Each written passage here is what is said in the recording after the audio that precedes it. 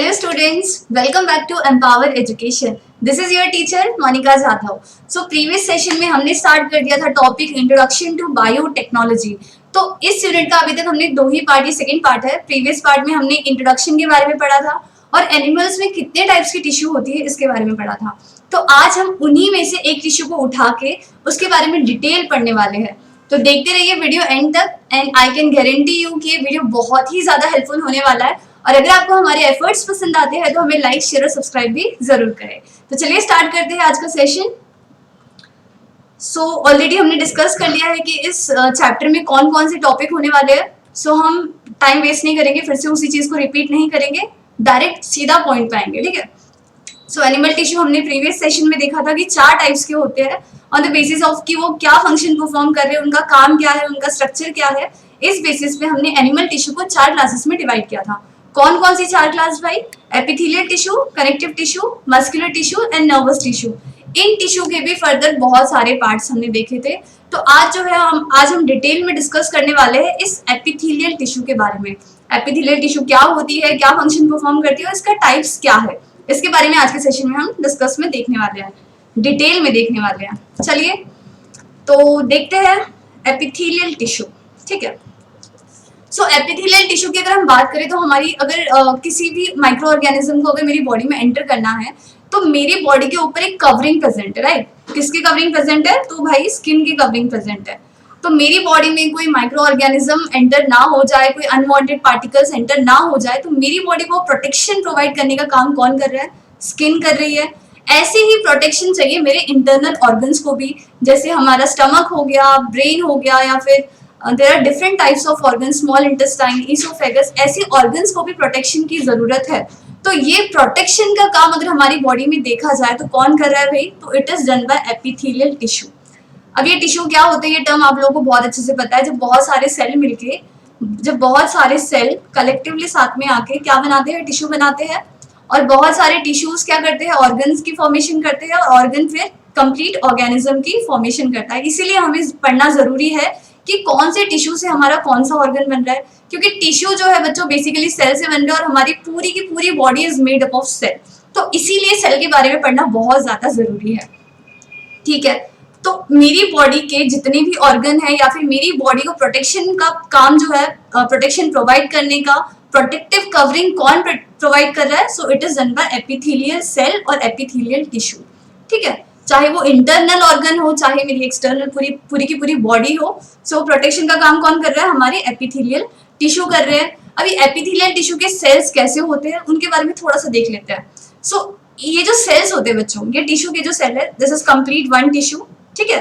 And it is made up of, you can सी, अलग अलग cell से मिलकर बनाए हैं. तो हम अगर इसके स्ट्रक्चर की बात करें तो इसका जो सेल्स होते हैं, एपिथेलियल टिश्यू के जो सेल्स होते हैं वो बहुत ही ज्यादा क्लोजली पैक्ड होते हैं, यानी कि बहुत ज्यादा टाइटली पैक्ड होते हैं. इनके बीच में स्पेस ना के बराबर होता है, यानी कि यहाँ पे कोई भी ऐसे फ्री स्पेस आपको नजर नहीं आएगा. ठीक है. तो स्पेस यहाँ पे नहीं के बराबर है या फिर है ही नहीं, यू कैन से दैट. इसके अलावा अगर स्पेस ही नहीं है तो हम क्या बोलेंगे? ऐसी जो लेयर होती है जहाँ पे स्पेस ही नहीं है, so that is a continuous layer. ठीक है.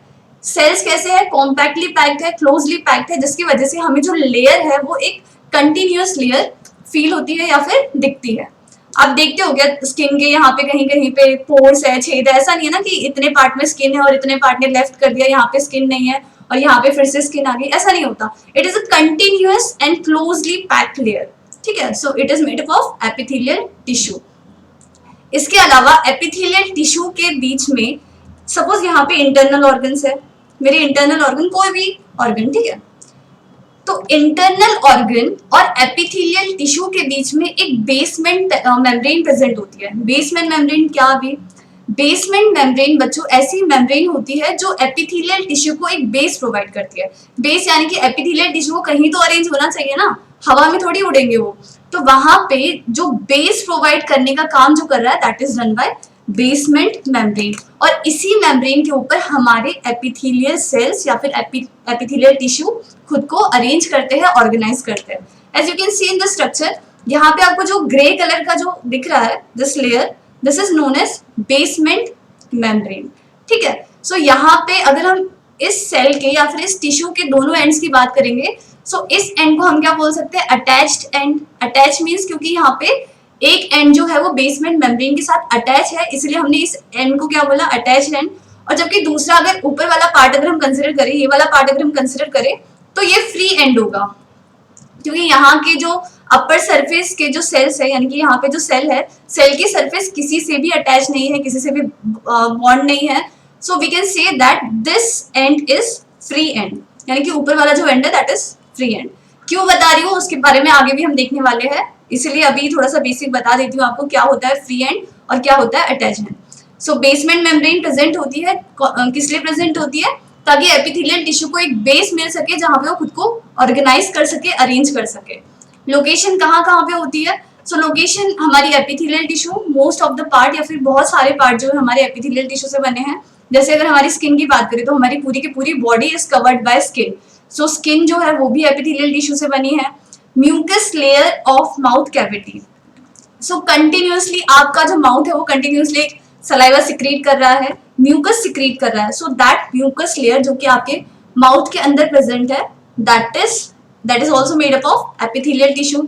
इसके अलावा इनर सरफेस जो है ब्लड वेसल्स की, ब्लड वेसल्स क्या होती है, blood vessels are simply pipe like structure. Vessels क्या है, पाइप लाइक स्ट्रक्चर है, vessels are pipe like structure. और ऐसे पाइप लाइक स्ट्रक्चर जिसमें से ब्लड ट्रांसपोर्ट हो रहा है उनको उसको बोला जाता है ब्लड वेसल्स, ठीक है।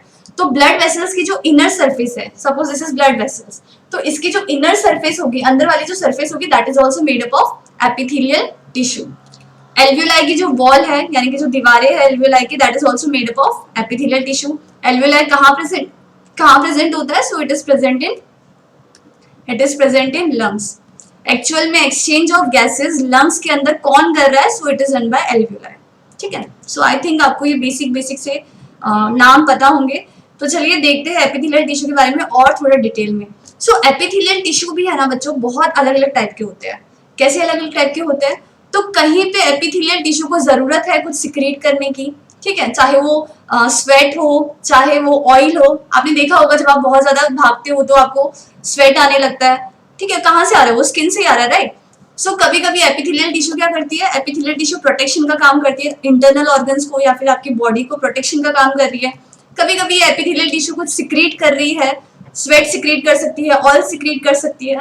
कभी कभी ये एपिथेलियल टिश्यू क्या कर रही है, एब्जॉर्ब कर रही है, एब्जॉर्प्शन का काम कर रही है। सो इसी बेसिस पे कि भाई एपिथेलियल टिश्यू क्या कर रहा है, कहाँ पे, उसका स्ट्रक्चर कैसा है, वो फंक्शन क्या परफॉर्म कर रहा है, इस बेसिस पे एपिथेलियल टिश्यू को हमने क्लासिफाई किया या फिर डिवाइड किया 6 क्लासेस में, ठीक है। किस बेसिस पे कि वो उसका स्ट्रक्चर कैसा है और उसका फंक्शन कैसा है, इस बेसिस पे हमने क्या किया, 6 क्लासेस में उसको डिवाइड कर दिया। कौन कौन से 6 क्लासेस, क्या क्या है वो 6 नाम देख लेते हैं। So that is squamous, stratified, ciliated, columnar, cuboidal and glandular. Sequence में अगर हम देखें, अगर आपको याद रखना है ना बच्चों, तो सिंपल ट्रिक बता देती हूँ। ग्लैंडुलर को मैंने लास्ट में इसलिए रखा है क्योंकि वो थोड़ा सा मतलब उसका स्ट्रक्चर मुझे इनके जैसा सिमिलर नहीं मिला, इसलिए मैंने उसको थोड़ा अलग से रखा है। तो अगर आपको सिंपली याद रखना है ना तो ऐसे भी याद रख सकते हो, G glandular, S square that is squamous and stratified, and C Q, ऐसे भी याद रख सकते हो।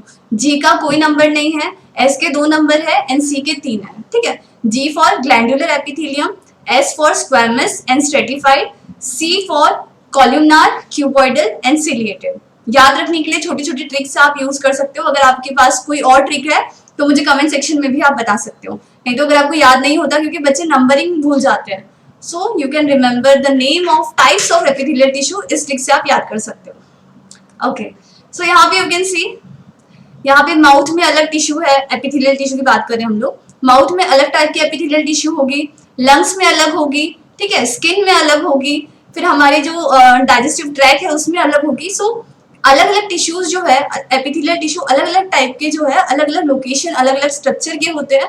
सो उसी के बारे में हम डिस्कस करने वाले हैं आज के सेशन में। चलिए स्टार्ट करते हैं। सबसे पहला बच्चों हम देखने वाले, सीक्वेंस में बता देती हूँ कि कैसे हम लोग पढ़ने वाले हैं इनके बारे में। सबसे पहले हम पढ़ेंगे squamous epithelium, then stratified, then glandular, then columnar, cuboidal, and then last one is then is ciliated and last one is cuboidal. क्योंकि आपके बुक में ये सीक्वेंस है तो हम वही सीक्वेंस फॉलो करेंगे ताकि आप लोग थोड़ा कंफ्यूज ना हो जाए। सबसे पहले हम स्क्वैमस के बारे में देखेंगे, then stratified, glandular, columnar, ciliated and cuboidal epithelium, इनके बारे में हम लोग डिस्कस करने वाले हैं। तो we will start with squamous epithelium. अभी स्क्वैमस एपिथेलियम होता क्या है भाई? तो स्क्वैमस, ये जो वर्ड है ना बच्चों, ये लैटिन लैंग्वेज से लिया गया। अगर आपने कभी अगर आपने कभी पढ़ा होगा, अगर एक्स्ट्रा नॉलेज गेन करने की कोशिश की होगी, आपने सुना होगा कि साइंटिफिक नेम होते हैं। साइंटिफिक नेम यानी कि ऐसे नाम्स जो कि साइंटिस्ट के द्वारा दिए जाते हैं, ठीक है। और वो जो नाम होते हैं ना बच्चों, चाहे आप कहीं पे भी चले जाओ, चाहे आप यूएस में चले जाओ, चाहे इंडिया के किसी गांव में चले जाओ, चाहे कोई भी कंट्री में चले जाओ, वो नाम जो होगा वो सेम ही रहेगा, ठीक है। That name will be same, हर कहीं पे पूरी दुनिया में वो नाम सेम ही रहेगा, and that name is known as scientific name.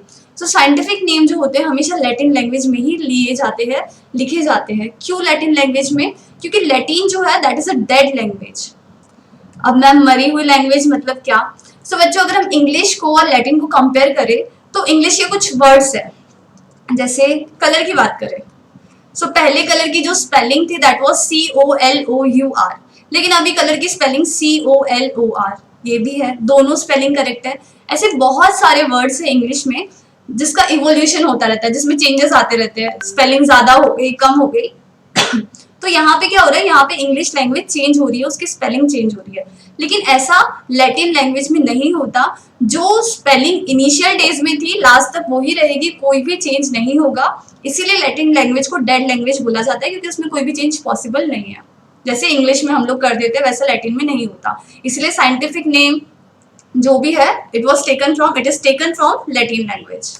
I hope ये क्लियर हुआ होगा। एक्स्ट्रा नॉलेज था लेकिन आपको पता होना चाहिए, ठीक है। तो हम बात कर रहे थे स्क्वैमस एपिथेलियम की। अभी स्क्वैमस ऐसा नाम क्यों पड़ा भाई? तो स्क्वैमस का अगर हम लैटिन मीनिंग देखें, वर्ड कहाँ से लिया है? लैटिन से लिया है। अगर इसका हम मीनिंग देखें तो स्क्वैमस का मतलब होता है स्केल्स। स्केल्स मतलब आपने फिश के स्किन के ऊपर देखा होगा, मच्छी देखी होगी आपने, दिस इज माय मच्छी, ठीक है, ओके। सो आपने मच्छी देखी होगी, तो मच्छी के स्किन के ऊपर आपने ऐसे कुछ स्केल्स देखे होंगे, मच्छी की बॉडी के ऊपर जो प्रेजेंट होता है दैट स्केल्स। मतलब स्क्वैमस का लैटिन मीनिंग अगर हम देखें तो दैट मीन्स स्केल्स। तो जब ये स्क्वैमस एपिथेलियम के स्ट्रक्चर को देखा गया तो उन्हें ये स्ट्रक्चर जो था वो सिमिलर लगा फिश के स्केल्स के जैसा, थोड़ा बहुत उनको सिमिलर लगा। तो इसीलिए उन्होंने क्या किया कि बोला कि भाई ये वाली जो एपिथेलियम है इसको हम बोलेंगे आज से स्क्वैमस एपिथेलियम, और उसका नामकरण कर दिया वहां पे। So that type of epithelium is known as squamous epithelium. क्यों? क्योंकि वो जो अपीयरेंस में थी it was similar to scales of fish, या फिर स्नेक की बॉडी पे भी आपने देखा होगा, ठीक है। तो देखते हैं, थोड़ा डिस्कस करते हैं इसके बारे में, क्या है इसकी लोकेशन, क्या होती है, कैसे होती है, देखते हैं उसके बारे में। सो स्क्वैमस एपिथेलियम अगर हम अपीयरेंस देखें, अगर हम स्ट्रक्चर देखें, सो स्ट्रक्चर की बात करेंगे पहले, बाकी चीजें थोड़ा सा साइड में रखो अभी। सो अगर यहाँ पे स्ट्रक्चर देखोगे तो इसका कुछ ट्रायंगल शेप है, इसका शेप पता नहीं कौन सा है भाई, इसका भी अजीब सा ही शेप है, इसका भी अजीब ही शेप है, ठीक है। मतलब ऐसा यू कांट से कि यहाँ पे ये स्फेरिकल है, यहाँ पे ये स्क्वायर है, यहाँ पे रेक्टेंगल है, क्यूबॉइडल है, ऐसा कोई शेप नहीं है यहाँ पे, ठीक है। सो ये अगर हम इसके स्ट्रक्चर के थ्रू इसके कैरेक्टर्स लिखने की कोशिश करें बच्चों, अगर आपको स्ट्रक्चर याद है ना तो सारी चीजें आप बहुत इजीली कर लोगे, ठीक है। तो स्ट्रक्चर के ऊपर फोकस करना है। सो अगर हम स्क्वैमस एपिथेलियम का स्ट्रक्चर देखें तो पहला तो भाई ये एक ही सेल से बना है, ठीक है, मतलब सिंगल एक सेल से, मतलब एक लेयर ऑफ सेल से। यहाँ पे यू कैन सी एक ही लेयर ऑफ सेल है, ठीक है, एक ही लेयर ऑफ सेल है, इसके ऊपर कोई लेयर नहीं है, इसके नीचे बेसमेंट मेम्ब्रेन है। सो स्क्वैमस एपिथेलियम पहला क्या हो गया इसका? पहला कि सिंगल लेयर है, single layer of cell, single layer है, ठीक है। सेकंड क्या हो जाएगा फिर इसको हम थोड़ा सा रब कर देते ताकि हमें स्ट्रक्चर और अच्छे से विजिबल हो। सेकंड क्या हो जाएगा कि ये बहुत थिन है, यू कैन सी, ज्यादा मोटी नहीं है, थिन है। अभी बच्चों हमेशा याद रखना है, जब भी कोई भी लेयर या फिर कोई भी टिश्यू अगर थिन होगा, पतला होगा, मीन्स वो किस में हेल्प करेगा? एक्सचेंज में हेल्प करेगा, एक्सचेंज में, यानी कि उसका काम होगा कुछ एक्सचेंज करना, किसी चीज को अलाउ करना एंटर होने के लिए, किसी चीज को रिमूव करना या फिर बाहर निकालना, एंट्री और एग्जिट कुछ सब्सटेंस की अलाउ करना, यानी कि एक्सचेंज करना। तो वहां पे जिस भी जगह पे ये एक्सचेंज की प्रोसेस परफॉर्म करनी होगी वहां पे उस टिश्यू, वो जो टिश्यू होगी वो कैसी होगी, वो बहुत ही ज्यादा थिन होगी, पतली होगी। पतली होने की वजह क्या होगी, क्योंकि अगर कोई भी लेयर पतली है तो इजीली मटेरियल्स क्या कर सकते हैं, एंट्री और एग्जिट कर सकते हैं। अगर लेयर बहुत ज्यादा मोटी होगी तो वहां पे प्रोटेक्शन का काम होगा। ये बेसिक है, ये आपको याद रखना पड़ेगा। अगर लेयर पतली है मींस एंट्री और एग्जिट मटेरियल्स का इजीली हो जाएगा। जैसे अगर आप एल्वियोलाई की बात करो, ठीक है, एग्जांपल दे रही हूँ, एल्वियोलाई की बात करो तो एल्वियोलाई में प्रेजेंट होती है blood capillaries. Blood capillaries present होती है, वहां पे वेन्स या फिर आर्टरीज प्रेजेंट नहीं होते, कैपिलरीज प्रेजेंट होती है। कैपिलरीज क्या है बच्चों, तो कैपिलरीज की जो वॉल होती है वो बहुत ही ज्यादा थिन होती है। इतनी थिन होती है कि वो पूरी की पूरी वॉल सिर्फ एक सेल से बनी है, सिंगल सेल से। तो जितनी पतली वॉल होगी उतना ही इजी ट्रांसपोर्ट हो सकता है मटेरियल्स का, इसलिए वो वॉल कैसी है, बहुत थिन है। तो यहाँ पे हमारी जो स्क्वैमस एपिथेलियम है इसकी वॉल कैसी होगी बच्चों, बहुत ज्यादा थिन होगी। थिन होगी मतलब यहाँ पे ये थिन है, मतलब क्या करेगा, एक्सचेंज करेगा, ट्रांसपोर्ट करेगा सब्सटेंस का, ठीक है। और इसका स्ट्रक्चर देखते हैं भाई, सेल कैसे है, सेल फ्लैट है, इसके सेल कैसे रहेंगे, सेल फ्लैट रहेंगे। तो अब ये प्रेजेंट कहाँ कहाँ पे होती है, तो पहला एक्सचेंज कहाँ पे होता है, तो एक होता है हमारा एल्वियोलाई में। एल्वियोलाई में होता है एक्सचेंज ऑफ गैसेस। एल्वियोलाई कहाँ प्रेजेंट होते हैं, सो it is present in lungs, lungs के अंदर प्रेजेंट होते हैं। सो देखते हैं, स्ट्रक्चर से दिखाती हूँ आपको। सो यहाँ पे क्या होगा, हमारी जो ब्लड वेसल्स है, ये जो ब्लड कैपिलरी है, यू कैन सी यहाँ पे लिखा है ये ब्लड कैपिलरी है। तो ब्लड कैपिलरी क्या करेगी, एल्वियोलाई से क्या करेगी, ये ऑक्सीजन लेगी और कार्बन डाइऑक्साइड रिलीज करेगी। यानी कि यहाँ पे क्या हो रहा है, एक्सचेंज ऑफ मटेरियल हो रहा है। उसके बाद ये ऑक्सीजन कहाँ जाएगा, हमारे पूरे बॉडी पार्ट में जाएगा, ठीक है। बॉडी में ट्रांसपोर्ट होने के लिए ऑक्सीजन जो है वो भेज दिया जाएगा। तो यहाँ पे ये जो ईसोफेगस है, ईसोफेगस की बाद में बात करती हूँ, ये जो ब्लड वेसल्स है या फिर ये जो एल्वियोलाई है, ये किससे बनी है, ये बनी है हमारे स्क्वैमस एपिथेलियम से। स्क्वैमस एपिथेलियम का स्ट्रक्चर कैसा है, पहला तो सिंगल लेयर ऑफ सेल है, सेकेंड सेल कैसे है, बहुत ही थिन है एंड फ्लैट सेल्स है, you can C flat sales है, चपटे सेल्स है, ऐसे मोटे मोटे से नहीं है, चपटे है और थिन है, ठीक है। इसकी वजह से क्या होगा, इसको रब कर देते हैं, ठीक है। स्ट्रक्चर कैसा है, थिन है, स्मॉल है, फ्लैट सेल्स है, जिसकी वजह से ये फॉर्म करते हैं semi permeable membrane. Membrane means एक लेयर, ठीक है। सेमी परमिएबल मींस, सेमी का मतलब होता है बच्चों हाफ, परमिएबल होता है परमिशन, परमिट करना, ठीक है। तो ऐसा नहीं है कि जो भी आ रहा है भाई तुम जाओ जाओ, जो भी बाहर जा रहा है उसको तुम जाओ, ऐसा नहीं होगा। यहाँ पे सिर्फ कुछ सिलेक्टेड सब्सटेंस का ही, सिलेक्टेड सब्सटेंस को ही परमिशन मिलेगी या तो अंदर जाने के लिए या तो बाहर जाने के लिए, ठीक है। That is why it is known as semi permeable membrane. इसी मेम्ब्रेन को सिलेक्टिवली परमिएबल भी बोल सकते हो, यानी कि कुछ सिलेक्टेड मटेरियल्स का ही ट्रांसपोर्ट में हेल्प करता है, ठीक है। सो क्या है स्क्वैमस एपिथेलियम, इसका स्ट्रक्चर कैसा है, सेल थिन होंगे, स्मॉल होंगे, फ्लैट सेल्स होंगे, जिसकी वजह से ये फॉर्म करेगा semi permeable membrane. Semi permeable membrane means ऐसी मेम्ब्रेन जो कुछ सब्सटेंस का ही इन और एग्जिट ऑफ सेल अलाउ करेंगे, ठीक है। इसके अलावा इसकी लोकेशन कहाँ कहाँ होती है, ब्लड वेसल्स में होती है, क्योंकि ब्लड वेसल्स को ट्रांसपोर्ट करना है, एक जगह से दूसरी जगह कुछ लेके जाना है या फिर एक्सचेंज करना है। कार्बन डाइऑक्साइड रिलीज कर दिया, ऑक्सीजन ले लिया, तो वहां पे क्या हो रहा है, वहां पे एक्सचेंज हो रहा है। इसके अलावा कहाँ प्रेजेंट होगी, एल्वियोलाई में प्रेजेंट होगी। इसके अलावा ये प्रेजेंट होती है ईसोफेगस में, बट ईसोफेगस में तो यार एक्सचेंज तो होता नहीं है, फिर ईसोफेगस में क्यों प्रेजेंट होती है। सो ईसोफेगस की जो लेयर है उसको मॉइस्ट रखने के लिए, यानी कि वो ड्राई ना हो जाए, इस प्रोसेस के लिए, इसी वजह से, इसी रीजन की वजह से वहां ईसोफेगस की जो इनर सरफेस है, अंदर वाली जो सरफेस है, suppose this is oesophagus, so oesophagus की जो अंदर वाली सरफेस है that is made up of squamous epithelium, ताकि क्योंकि वहां पे कंटिन्यूअस म्यूकस सिक्रेट होना चाहिए, सरफेस मॉइस्ट रहे, इसलिए वहां पे भी हमारी स्क्वैमस एपिथेलियम प्रेजेंट होती है। फंक्शन क्या है इस स्क्वैमस एपिथेलियम का, तो फंक्शन है कि it allow selective transport of substance, कुछ सिलेक्टेड सब्सटेंस का ही ट्रांसपोर्ट ये अलाउ करता है, ठीक है। सेकंड देखते हैं, अभी हमने क्या किया, ये एक लेयर थी, अभी हमने क्या किया, ऐसी ही बहुत सारी लेयर एक के ऊपर एक रख दी। क्या किया हमने, दिस इज स्क्वैमस एपिथेलियम, तो हमने क्या किया, ऐसे ही स्क्वैमस एपिथेलियम सेल्स के बहुत सारे लेयर्स एक के ऊपर रख दिया। अभी इसको मैं स्क्वैमस एपिथेलियम नहीं बोलूंगी, क्यों नहीं बोलूंगी, क्योंकि स्क्वैमस एपिथेलियम सिंगल लेयर की होती है। जब इसके ऊपर बहुत सारी लेयर्स आ गई then it is known as then it is known as stratified epithelium. अभी इसका नाम चेंज हो जाएगा, that is stratified epithelium. Stratified epithelium और स्क्वामस एपिथेलियम में डिफरेंस यही है, स्क्वामस एक है, एक सिंगल लेयर है, और स्ट्रेटिफाइड उसी के ऊपर बहुत सारी layer of cells is stratified epithelium. So क्या क्या कैरेक्टर्स लिख सकते हो उसके बारे में? पहला तो उसका शेप जो है इर्रेगुलर है, यानी कि कोई शेप नहीं है। सेम इस केस में भी इर्रेगुलर शेप है सेल्स का, यू कांट से कि ये क्यूबॉइडल है, स्फेरिकल है। शेप कैसे है सेल की? इर्रेगुलर है। कुछ कुछ कैरेक्टर्स बच्चों आप अपनी मर्जी से भी लिख सकते हो, जरूरी नहीं है कि पूरा एज इट इज रट्टा मारना है। सेल्स जो है इनकी बेसिक डेफिनेशन होती है और दैट इज कॉमन, ठीक है। तो थिन, स्मॉल, फ्लैट सेल्स अगर ये याद नहीं आ रहे तो सीधा आप डायग्राम से देखकर भी आप लिख सकते हो एग्जाम में कि इर्रेगुलर शेप होता है, यूनिन्यूक्लिएटेड होते हैं, सिंगल न्यूक्लियस प्रेजेंट है, ठीक है। तो क्या है अभी स्ट्रेटिफाइड एपिथेलियम? जब स्क्वामस एपिथेलियम की बहुत सारी लेयर्स एक साथ अरेंज होगी then it is known as stratified epithelium. अभी समझ लेना, अभी यहाँ पे लेयर कैसी हो गई? मोटी लेयर हो गई। You can see the thickness, thickness यहाँ पे क्या हो गई? इंक्रीज हो गई। अभी थिकनेस इंक्रीज हो गई, थिकनेस इंक्रीज हो गई मतलब यहाँ पे ये काम क्या करेगा? ये प्रोटेक्शन का काम करेगा, ठीक है। ये क्या करेगा? अभी ये प्रोटेक्शन का काम करेगा। जब लेयर पतली होगी देन एक्सचेंज या फिर ट्रांसपोर्ट, जब लेयर मोटी होगी that means it is related with protection. So हमारे पूरे बॉडी को प्रोटेक्शन की जरूरत है, तो हमारी जो पूरी की पूरी स्किन है, पूरी की पूरी जो बॉडी है उसकी कवरिंग जो है, ये you can see this is this person, इसकी पूरी बॉडी की जो कवरिंग है that is made up of stratified epithelium.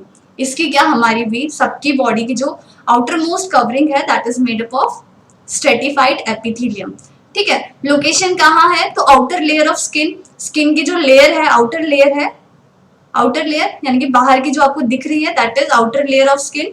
So that is made up of stratified epithelium. Structure कैसा है? तो बहुत सारी लेयर्स है सेल की। बहुत सारी लेयर्स होने की वजह क्या है कि अगर कभी आपको इंजरी होती है, डायरेक्टली अगर आपको कोई चोट लगती है, सो आपकी इंटरनल ऑर्गन डैमेज ना हो जाए, उन पे कोई असर ना पड़े, इसीलिए यहाँ पे क्या है? मेनी लेयर्स ऑफ सेल्स है। उसको प्रोटेक्शन प्रोवाइड करने के लिए आपके इंटरनल ऑर्गन बहुत सेंसिटिव होते हैं, तो आपको छोटी सी चोट लगने की वजह से ऐसा ना हो कि डायरेक्टली आपकी इंटरनल ऑर्गन डैमेज हो जाए, तो उसको प्रोटेक्शन देने के लिए यहाँ पे बहुत सारे लेयर्स ऑफ सेल प्रेजेंट होती है, that is known as that is made up of stratified epithelium. I hope ये क्लियर हुआ होगा सभी को, ठीक है। ओके, इसका फंक्शन क्या है? सो इसका फंक्शन है कि prevention of wearing of organs, protection of organs, यानी कि ऑर्गन्स को डिस्ट्रॉय क्या, ऑर्गन्स को चोट लगने से बचाने का काम कर रहा है, ऑर्गन्स को प्रोटेक्शन का काम भी कौन प्रोवाइड कर रहा है? That is provided by stratified epithelium. अपनी बॉडी के ऑर्गन्स को कंसिडर करना है, अपने आप को कंसिडर करना है और इन टिश्यूज के बारे में पढ़ना है। आप इजिली सारे टिश्यू का फंक्शन क्या है वो बहुत इजिली आपके दिमाग में क्लियर हो जाएगा। रट्टा मत मारो, रट्टा मार के आपको कुछ भी समझ में नहीं आने वाला है। सबसे पहले हमने कौन सी पढ़ी? सबसे पहले हमने पढ़ी स्क्वामस एपिथेलियम। स्क्वामस एपिथेलियम का क्या फंक्शन था? सिलेक्टिव ट्रांसपोर्ट था, सिंगल लेयर थी, सेल कैसे थे? थिन थे, फ्लैट थे। कहाँ प्रेजेंट है? ब्लड वेसल्स में, एल्वेओलाई में, इसोफेगस की इनर लाइनिंग में। सेकेंड हमने पढ़ा स्ट्रेटिफाइड एपिथेलियम। स्ट्रेटिफाइड क्या है? जब हमने स्क्वामस की बहुत सारी लेयर बना दी then it is stratified epithelium. कहाँ पे प्रेजेंट है? स्किन की आउटर लेयर पे प्रेजेंट है। क्या काम है? प्रोटेक्शन का, ऑर्गन्स को एंड पूरी बॉडी को। क्लियर? चलो अभी देखते हैं हम glandular epithelium. Glandular epithelium means something that is related with glands, ठीक है, कुछ जो कि ग्लैंड से रिलेटेड होगा।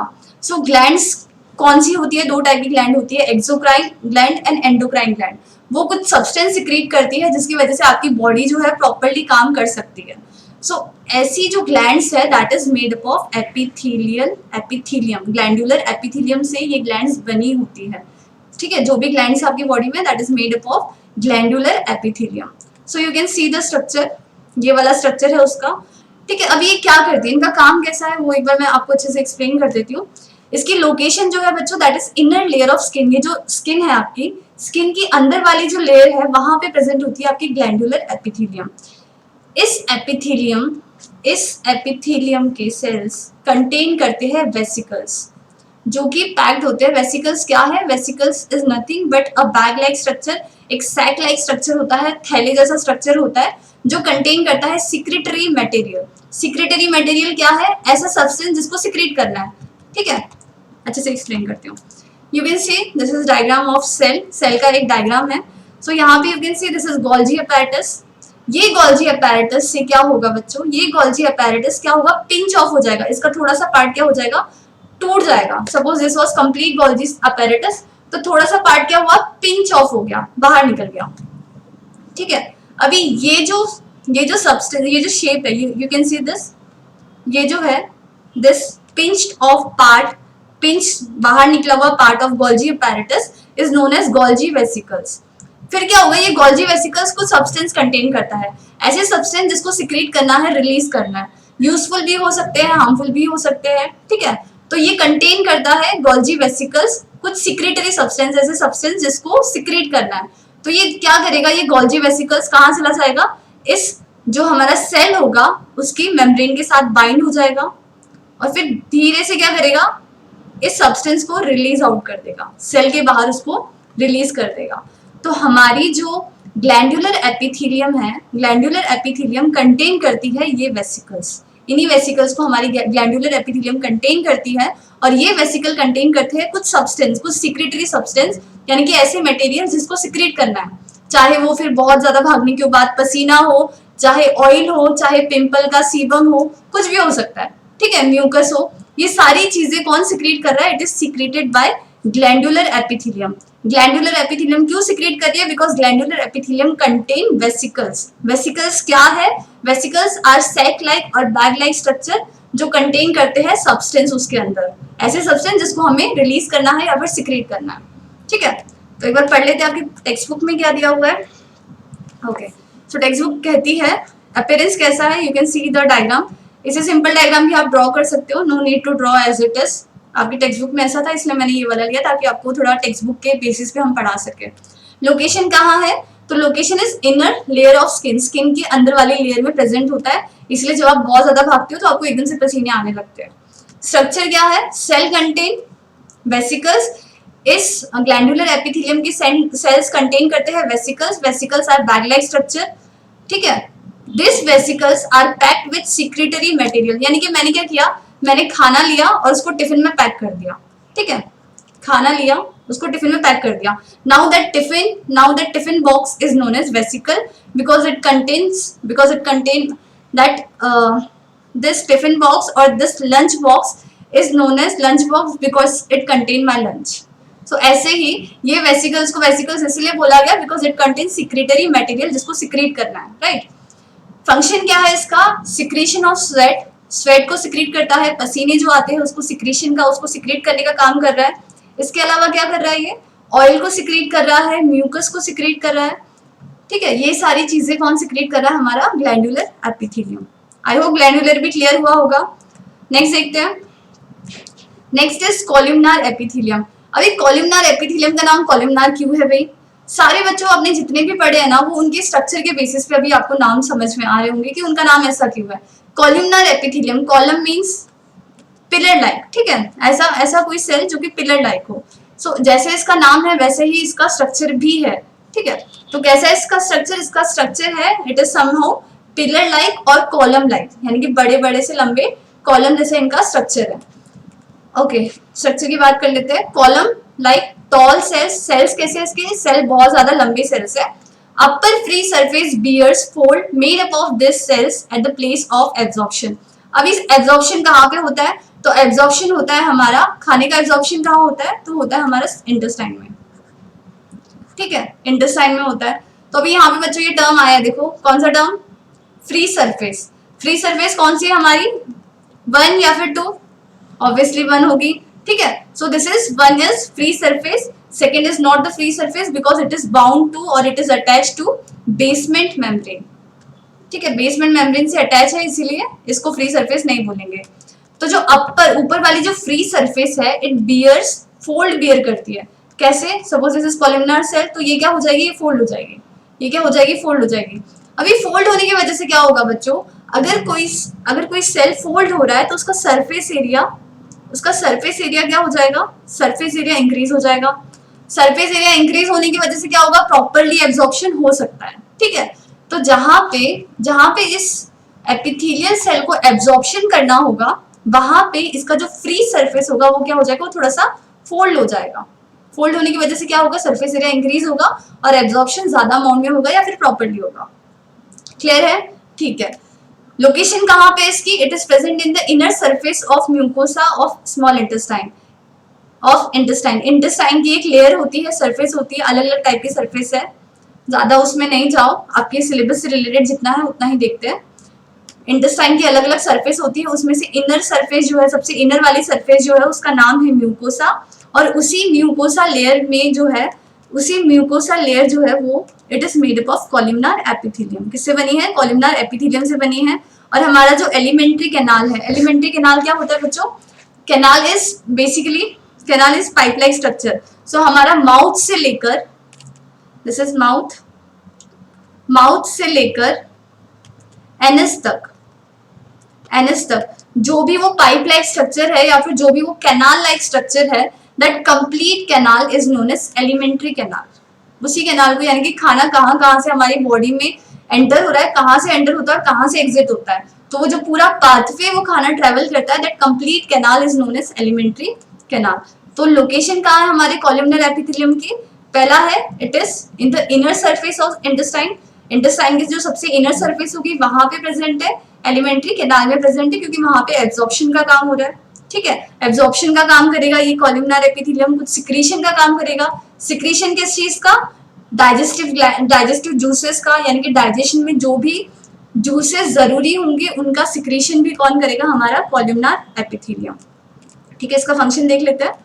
So function, secretion of digestive juices, absorption of nutrients. दो काम है कॉलमनर एपिथेलियम के, कौन सा? पहला है सिक्रीशन डाइजेस्टिव जूसेस का, क्योंकि भाई कहाँ पे है इसकी लोकेशन? एलिमेंट्री कैनाल में है, मतलब ये कुछ तो सिक्रेट करेगा ताकि डाइजेशन प्रॉपर्ली हो सके, तो वो डाइजेस्टिव जूसेस सिक्रेट करने का काम हमारा कौन कर रहा है? Epithelial, columnar epithelium. Second, absorption कर रहा है, जैसे डाइजेशन कंप्लीट हो गया उसके बाद एब्जॉर्प्शन का काम भी कौन कर रहा है? हमारा कॉलमनार एपिथेलियम। आई होप ये कॉलमनार एपिथेलियम के बारे में क्लियर हुआ होगा। तो चलिए अभी देखते हैं सिलिएटेड एपिथेलियम के बारे में थोड़ा सा। सिलिएटेड एपिथेलियम को सिलिएटेड क्यों बोला गया? सो अभी तक आपने जितने भी सेल्स देखे होंगे उसके सरफेस पे ऐसा कुछ हेयर लाइक प्रोजेक्शंस नहीं थे, right? This is finger like और हेयर लाइक प्रोजेक्शंस। सो यहाँ पे ये जो हेयर लाइक प्रोजेक्शंस है, इन्हीं हेयर लाइक प्रोजेक्शंस को बोला जाता है बच्चों सीलिया। ठीक है, इसी को क्या बोला जाता है? सीलिया। तो ऐसी एपिथेलियल टिश्यू या फिर ऐसे एपिथेलियल सेल जो इन हेयर लाइक प्रोजेक्शंस को बियर करते हैं, कंटेन करते हैं, ऐसी एपिथेलियल टिश्यू, ऐसी एपिथेलियम को बोला जाता है सिलिएटेड एपिथेलियम। सिलिएटेड एपिथेलियम क्यों? क्योंकि ये वाले जो एपिथेलियम है ये कंटेन करते हैं सीलिया। सीलिया क्या है? हेयर लाइक प्रोजेक्शन, यानी कि बालों की तरह, छोटे छोटे बालों की तरह प्रोजेक्शंस है। अभी इनकी क्या जरूरत है, ठीक है, वो भी देखेंगे। तो पहले थोड़ा सा लोकेशन देख लेते हैं। It is present in the respiratory tract. Respiratory tract means जब आप सांस लेते हो, जब आप सांस ले रहे हो तो जहां जहां से ऑक्सीजन आपका ट्रैवल कर रहा है, दैट कंप्लीट ट्रैक, यानी कि नॉस्ट्रिल से लेकर लंग्स में जाना, लंग्स से फिर एल्वियोलाई में जाना, वो सारा जो भी पाथ वो ऑक्सीजन ट्रैवल कर रहा है, जो ट्रैक यानी कि जो पाथ ऑक्सीजन ट्रैवल करेगा लंग्स तक, ठीक है बच्चों, लंग्स तक, that tract is known as respiratory tract. यानी कि रेस्पिरेशन में जो पाथवे यूज हो रहा है, that pathway is known as respiratory tract. अभी क्या होता है बच्चों कि जब आप सांस लेते हो तो ऐसा तो नहीं है कि सिर्फ आप ऑक्सीजन को ही एंट्री बोल रहे हो कि ऑक्सीजन तू ही अंदर जा, बाकी जो भी अनवांटेड पार्टिकल्स है तुम लोग बाहर आओ, ऐसा नहीं होता, राइट? जब भी आप सांस लोगे तो उसके साथ कुछ माइक्रो ऑर्गेनिज्म भी आपकी बॉडी में एंटर होंगे। कभी आप धूल में चले गए, मिट्टी में चले गए, तो वो मिट्टी भी आपकी बॉडी में एंटर हो जाती है। सो उस मिट्टी की वजह से या फिर उस अनवांटेड पार्टिकल की वजह से आपका रेस्पिरेटरी ट्रैक ब्लॉक ना हो जाए, बंद ना हो जाए, तो उसके अंदर प्रेजेंट होते हैं दिस हेयर लाइक प्रोजेक्शंस। क्या प्रेजेंट होते हैं? हेयर लाइक प्रोजेक्शन, जिसकी वजह से क्या होगा, अगर अनवांटेड पार्टिकल्स आपकी बॉडी में एंटर हो रहे हैं तो ये सीलिया क्या करेंगे, बोलेंगे भाई तू जा यहाँ से, तू जा, तेरी जरूरत नहीं है, ठीक है। ऐसे ये मूव करके ऐसे ही उसको भगा देंगे, या फिर वो पूरा जो पाथ है, रेस्पिरेटरी ट्रैक है, उसको क्लीन रखेंगे, ठीक है। सो ये इसकी लोकेशन एक कहाँ पे है? एक तो है हमारे रेस्पिरेटरी ट्रैक में, ठीक है। रेस्पिरेटरी याद रखो बच्चों, क्योंकि आपके टेक्स्ट बुक के हिसाब से देखते हैं हम लोग। सो कहाँ पे है इसकी location? Inner surface of respiratory tract. Inner surface of respiratory tract. Respiratory tract क्या होता है? रेस्पिरेशन में जो पाथवे यूज किया जाता है, that is respiratory tract. Structure कैसा है? Upper surface of cell bears minute hair like processes. Simple भी लिख सकते हो, upper surface of cell bear सीलिया।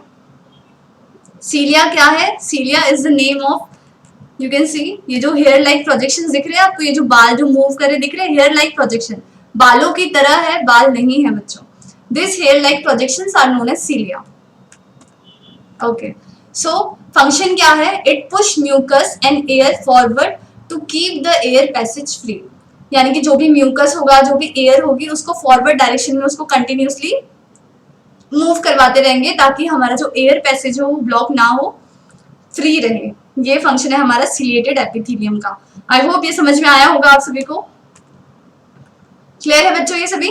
ठीक है। इनकेस अगर आपको कोई भी डाउट आता है पूरे एपिथेलियल टिश्यू के बारे में, तो जब आप देखोगे, आप कमेंट सेक्शन में डाउट्स डालते रहना, मैं उसी में आपको आंसर बता दूंगी, या फिर हम एक डाउट सॉल्विंग का नेक्स्ट सेशन भी ले सकते हैं। लेकिन आपको जो भी डाउट है उसको अपने तक मत रखो, हमें भी बताओ कि कौन से टॉपिक में आपको डाउट आ रहा है या फिर आपको समझ में नहीं आया, ताकि हम उसको क्लैरिफाई कर सके। ओके, तो last one is cuboidal epithelium. Cuboidal epithelium structure याद हो जाएगा अगर नाम से स्ट्रक्चर भी याद रख सकते हो, और फिर स्ट्रक्चर से नाम भी याद रख सकते हो। अगर इसकी अपीयरेंस की बात करें, इसकी स्ट्रक्चर की बात करें, तो बच्चों इसके जो सेल होते हैं, इसके सेल जो है that is cuboidal in shape, cuboid की तरह दिखते हैं। क्यूब क्या है? क्यूब क्या है? सो आपने देखा होगा, दिस इज ऐसा कुछ शेप है इन एपिथेलियल सेल का, इसीलिए इसको क्या बोला जाता है? क्यूबॉइडल एपिथेलियम, यानी कि इनके सेल का शेप कैसा है? क्यूब के जैसा है। ठीक है, यू कैन सी कैसा है? क्यूब के जैसा, यानी कि जितने ये लंबे हैं उतने ही ये चौड़े भी है।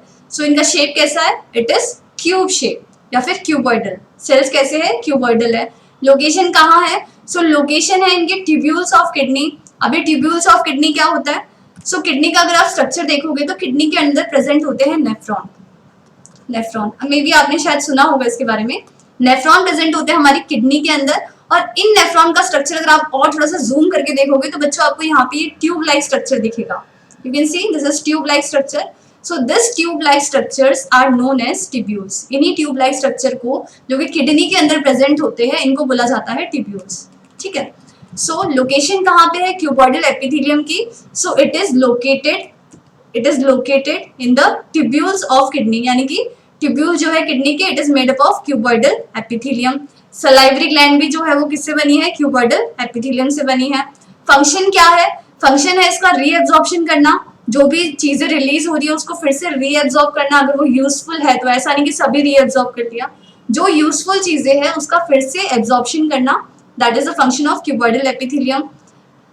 और दूसरा काम क्या है? सलाइवरी ग्लैंड में प्रेजेंट है तो सलाइवा सिक्रीट करेंगे, किडनी के ट्यूब्यूल्स में प्रेजेंट है मींस रीएब्जॉर्प्शन करेंगे। सो ये है हमारा फंक्शन क्यूबॉइडल एपिथेलियम का। सो आई होप जो 6 के 6 टाइप्स है हमारे आपको समझ में आए होंगे। याद कैसे रखना है? G/S²C/Q, ये है ट्रिक है जिससे आप याद कर सकते हो 6 डिफरेंट टाइप के एपिथेलियल टिश्यू। 1 2 3 सीक्वेंस, ये सीक्वेंस आप चेंज भी कर सकते हो, जरूरी नहीं है कि पहला वाला जो पहला ही आना चाहिए, जैसे आपको कन्वीनियंट लगे आप उसके अकॉर्डिंग आपके आंसर्स लिख सकते हो। सो ये ट्रिक है। इनकेस अगर आपको आज के टॉपिक में कोई भी डाउट है या फिर आपको एग्जाम से रिलेटेड कोई भी डाउट है बच्चों, तो वेबसाइट पे आप विजिट कर सकते हो। वेबसाइट है हमारी empowertutorials.com। और फिर भी आपके डाउट्स सॉल्व नहीं होते या फिर आपको पर्सनल अटेंशन चाहिए, आपको ऑफलाइन क्लासेस ज्वाइन करनी है, सो आप हमें व्हाट्सएप भी कर सकते हो, ये हमारा नंबर है, यू कैन कॉन्टेक्ट अस। और फिर भी अगर कोई भी प्रॉब्लम है तो कमेंट सेक्शन आप लोगों के लिए हमेशा खुला है बच्चों। तो ऐसे ही हमें सपोर्ट करते रहिए, लाइक करते रहिए, सब्सक्राइब भी जरूर करें और अपने फ्रेंड्स के साथ भी जरूर शेयर करें। Bye bye students, thank you so much.